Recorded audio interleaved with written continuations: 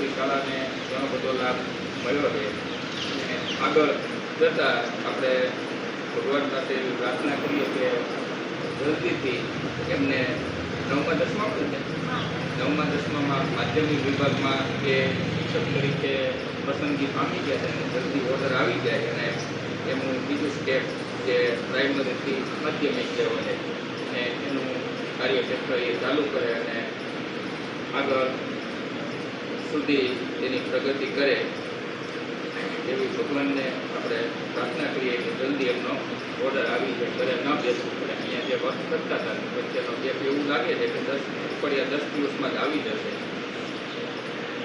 આ તકે અમારા વતી એ બાળકો વતી કંઈ પણ દુઃખ લાગ્યું હોય તો ક્ષમા કરજો, માફી માગજે કે ભાઈ કાંઈ એવું વર્તન થયું હોય અને કાંઈ એવું તમને અનુભવાયું હોય, ન બોલી શક્યા હોય તો આજે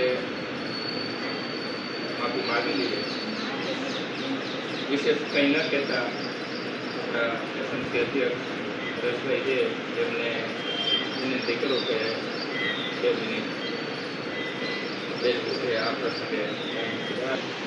આપણી વચ્ચેથી શિક્ષક ઘણીવાર આવતા હોય, ઘણીવાર નવા શિક્ષક આવતા હોય, ઘણીવાર આપણી સાથે વર્તન કરીએ કે આપણે સારું જીવનમાં કંઈક આગળ વધવું રહેવો એને યાદ રાખો, ભૂલી ન જાઓ. જેમ આપણે જિંદગીમાં બધા સારા રેખા દિવસોને યાદ રાખતા હોય ને શિક્ષક એક ગુરુની વ્યાખ્યા છે. ગુરુને હંમેશા યાદ રાખવો જોઈએ. એમને ભલે આપણે ટૂંક સમય કે લાંબા સમય સુધી આપણી વચ્ચે રહેવા જોઈએ એને હંમેશા આપણે યાદ રાખવા જોઈએ. આપણે 5 શબ્દો જે શીખવાડ્યા હોય એટલે જીવનમાં આગળ જતા એ કામમાં આપણે આપણી જીવનશૈલીમાં આવતા હોય એવા શબ્દો હોય. આ વાતને કાયમ માટે યાદ રાખવું.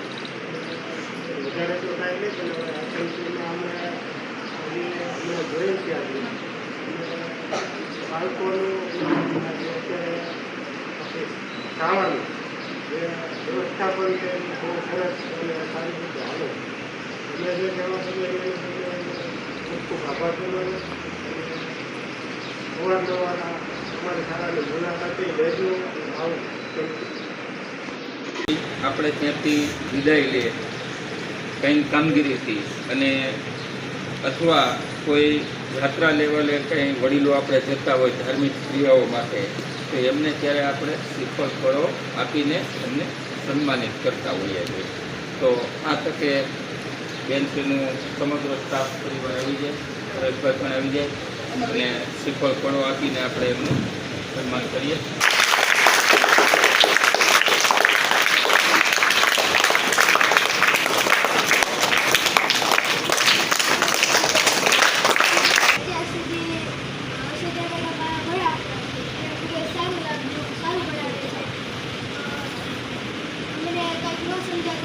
સમજાવે છે, જવાબ આપે છે, બહુ સારું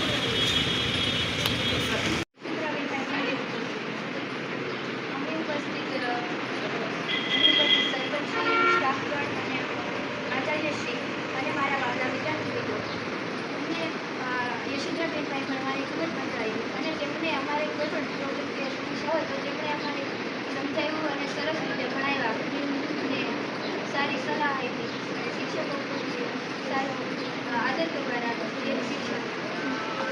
આ પ્રસંગે શાળાના અનુભવો સ્ટાફ પ્રત્યે બાળકોના બીજી શાળાઓમાં જ્યાં તમે જઈને આવ્યા અહીંયા શું નવીન લાગ્યું, ત્યાં શું નવીન હતું તો એ પણ પોતાનો અભિપ્રાયો જણાવશે.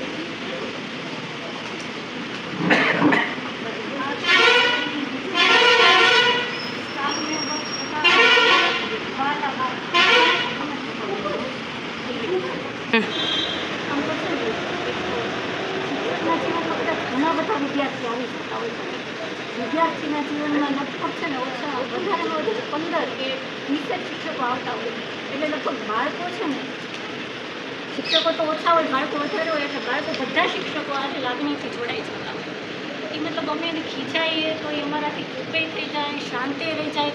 અમે કદાચ કડક વલણ ઉઠાવીએ તો એ લોકો વ્યસને કરીને આવે અને છતાંય અમને એટલું પ્રેમ કરે, અમારી સાથે એવી જ રીતે લાગણીથી જોડાયેલા રહે. અને મારો ક્લાસ તો 8મા ધોરણમાં, એટલે એ લોકો મતલબ અમને એમ કહેતા હતા કે એક દિવસ વચ્ચે એમ કંઈક રજાઓ તો નથી કે મિટિંગમાં ગઈ હતી, પછી બીજા દિવસે હું પાછી આવી ને દીદી સર તમે કેમ નહોતા આવ્યા કે, અને તો તમે અમને ગમે એટલે કાંઈ પણ કડક શબ્દોમાં કહો ને તોય અમને તમારું દુઃખ ન લાગે. અને એમ થાય કે અમારા ક્લાસ ટીચર તરીકે કોઈ છે. અને પછી આજે જ્યારે મેં એમ કીધું કે કદાચ હું કાલથી નહીં આવું, હું છૂટી થાય તો છોકરીઓએ ઘણા બધાએ મને ચોકલેટ આપી, બોલપેન આપી. એમ કીધું કે આ બોલપેન તમારે ત્યાં કામ લાગશે કે ચોકલેટ બીજી થશે. થેન્ક યુ સો મચ, ખરેખર થેન્ક યુ સો મચ. અને વિજય સર આચાર્ય હોવા છતાં એમ ખૂબ શાંતિથી વાત કરે, ક્યાંક અમને ન આવડતું હોય તો શીખવાડે. અને ઘણું બધું રિમ્પલબેન પાસેથી, વિજય સર પાસેથી, સમીર સર પાસેથી અમારે નાના જે શિક્ષકો છે એને શીખવાનું છે, અમે આગળ શીખતા હોય. Thank you so much. ઘણું બધું ટૂંકમાં આપણા અભિપ્રાયો સમજાવ્યા.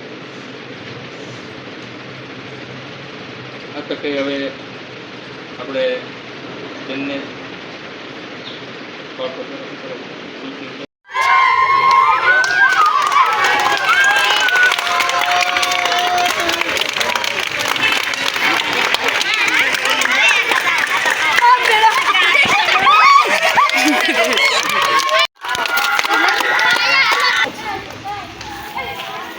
Thank you.